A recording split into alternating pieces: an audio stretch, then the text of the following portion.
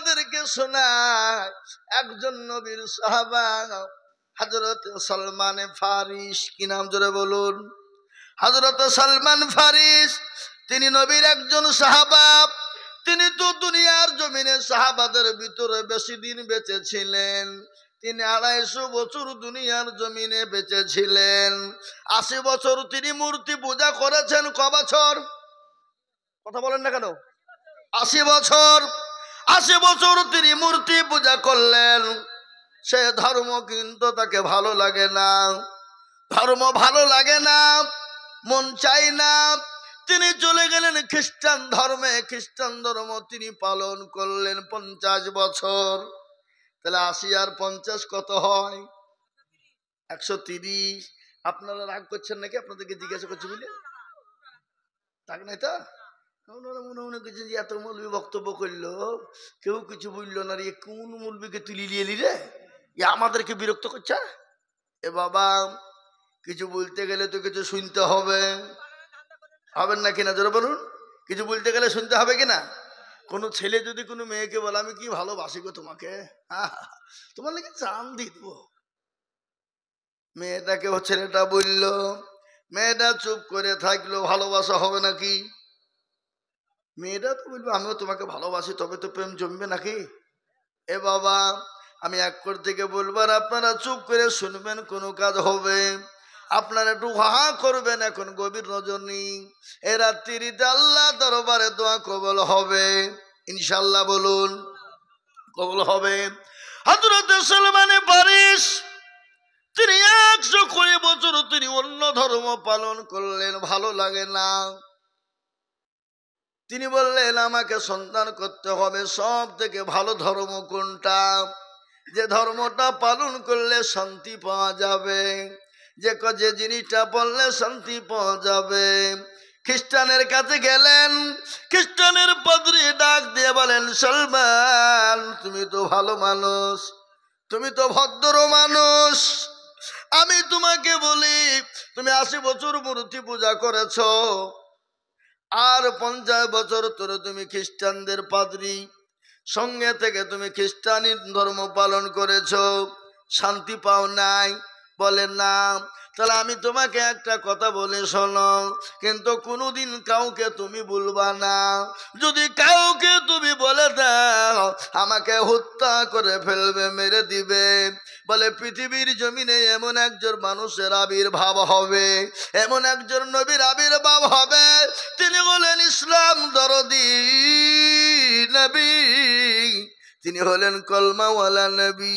তিনার কলমা লা ইলাহা ইল্লাল্লাহ মুহাম্মাদুর রাসূলুল্লাহ পড়বে, তোমার দিল ঠান্ডা হয়ে যাবে। সেটা হলো সত্য ধর্ম।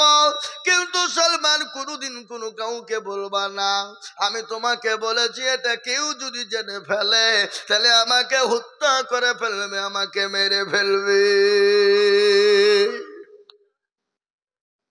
হযরত সালমান ফারিস ডাক দিয়ে বলেন পাদ্রীজি, আমি কোথায় পাবো সে ধর্ম, কোথায় পাবো সেই মানুষটিকে, কোথায় পাবো সেই নবীকে, কোথায় পাবো? বলে সেই দেশে, যে দেশে বেশি খেজুরের গাছ হয়, যে দেশে বেশি খেজুর হয়, সেই দেশে তোমরা সেই মানুষটিকে পাবে। সেই মানুষটির নাম হলো মুহাম্মাদুর রাসূলুল্লাহ। সকলে বলুন সাল্লাল্লাহু আলাইহি ওয়াসাল্লাম। কিন্তু শোনো, তিনি যে নবী তুমি কি করে চিনবা? চিনার উপায় কি তুমি জানো? বলো কি? বলে তুমি দুটো তিনটে জিনিস লক্ষ্য করবা।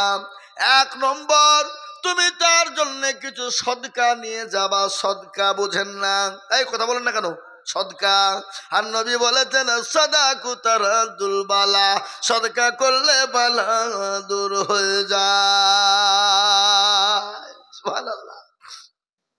বলে সদকা নিবা, কিন্তু সে তো সদকা গ্রহণ করবে না। তিনি যদি নবী হয় তিনি সদকা নিবে না, সদকা তিনি নিবেন না, সদকা গ্রহণ করবে না। আজকে শুনলেন আমাদের ঈদগাহ, আমাদের জুম্মায় মসজিদ গুলানে সদকা যায় না? সদকার মাল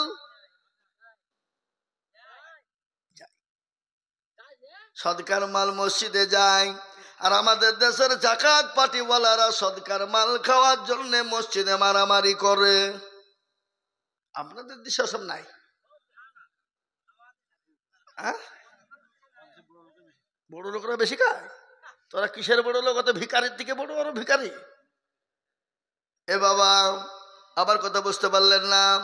সদকার মাল খাবে কারা? ফকির মিসকিন যারা, দরিদ্র গরিব যারা, বাচ্চা ছেলে মেয়েরা এবং মুসাফির হবে যারা, তারা ওই সদকার মাল খেতে পাবে। কিন্তু আপনি বড় লোক পয়সাওয়ালা গাড়িওয়ালা হলে আপনি কখনোই সদকার মাল খেতে পাবেন না। আর সদকার মাল খেলে দিল মুর্দা হয়ে যাবে। তার জন্য আমাদের দেশের বড় বড় লোকেরা, ধনী ব্যক্তিরা মসজিদে সদকার মাল খাওয়ার জন্য তাদের আজকে দিল মুর্দা হয়ে গেছে। এর জন্য আল্লাহর কত তাদের করণে কহরে ঢোকে না। বুঝতে পারলেন না? সদকা বলে সর্বপ্রথম নবীকে সদকা দিবা। তিনি যদি নবী হন সদকা দিবে না। দ্বিতীয় নম্বর হলো তাকে হাদিয়া নিয়ে যে দিবা। তিনি যদি হাদিয়াটা গ্রহণ করে নেয় তাহলে জানবা সে নবী। 2 নম্বর। 3 নম্বর হলো বিশ্ব নবীর বগলের নিচে দেখবা একটা মোহরের নবুয়াত আছে কিনা। দেখবা একটা মোহরের নবুয়াত আছে। ওই মোহরের নবুয়াতটা কোনো নবীর ছিল না, যেটা হলো আল্লাহ নবী শেষ জামানার নবীকে দেওয়া হয়েছিল। ওই মোহরের নবুয়াতটা কি? যেটাকে বলা হয় আজকে আমাদের দেশে সিসি ক্যামেরা। কি ক্যামেরা? আপনাদের গ্রামে না এসব নাকি? আছে সিসি ক্যামেরা, যেটাকে বেহাইন ক্যামেরা বলা হয়। কি ক্যামেরা? জোরে বলুন। যেটাকে বেহাইন ক্যামেরা বলা হয়। ওই সিসি ক্যামেরা আবির্ভাব কোথা থেকে হলো?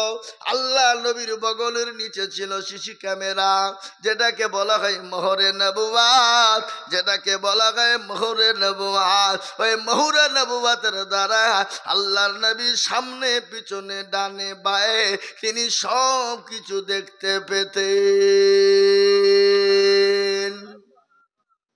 আল্লাহ আকবার বলে না গো? কোন দেশের লোকেরা গো? হ্যাঁ, তিনি ওটাকে বলা হয় সিসি ক্যামেরা, যেটাকে বলা হয় বেহাইন ক্যামেরা, যেটাকে বলা হয় ও মুসলমান মোহরে নবুয়াত। ওই মোহরে নবুয়াত থেকে আজকে সিসি ক্যামেরার আবির্ভাব হয়েছে। অত মত লয়। আজকে সিসি ক্যামেরা কোথা থেকে হলো? ওখান থেকে আবির্ভাব হয়েছে। আজকে বিজ্ঞানীরা প্রমাণ করেছে বিশ্ব নবীর থিওরি, বিশ্ব নবীর থিওরি, বিশ্ব নবী যেটা করে গেছেন, যেটা বলে গেছেন, সেটা আজকে আপনার কথাতে কথাতে পক্ষান্তরে আজকে প্রমাণ হয়ে যাচ্ছে। সুবহানাল্লাহ বলুন। এ মুসলমান, সুবহানাল্লাহ বললে মুখটা ব্যথা হয়, কিন্তু শুনেলেন সুবহানাল্লাহি ওয়া বিহামদিহি সুবহানাল্লাহিল আযীম। বুখারী শরীফের শেষ হাদিস। আল্লাহর নবী বললেন পৃথিবীর জমিনে এমন একটা বাক্য আছে জবানে হালকা কিন্তু তার ওজন বড় ভারী। যে ভাষাটা হলো সুবহানাল্লাহি ওয়া বিহামদিহি সুবহানাল্লাহিল আযীম। আযীম মানে বড়। আযীম মানে বড়। আযীম মানে বড়। যেমন পৃথিবীর জমিনে সব থেকে বড় গুনাহ কি? কথা বলেন তো ভাই, আপনারা দেখি কে পারবেন বলতে? পৃথিবীর জমিনে সব থেকে বড় গুনাহ কি? কে বলতে পারবেন? বলুন দেখি।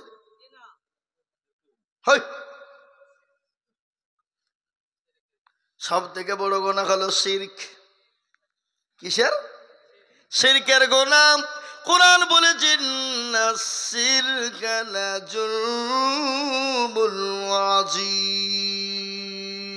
আল্লাহু আকবার। সব থেকে বড় গুনাহ হলো শিরকের গুনাহ মানে বড় জুলুম, মানে জুলুম করা, অত্যাচার করা। যারা আল্লাহর সঙ্গে শিরিক করবে, আল্লাহর সঙ্গে পাল্লা দিবে, আল্লাহ কাল কিয়ামতের দিন তাকে জাহান্নামে দেবে।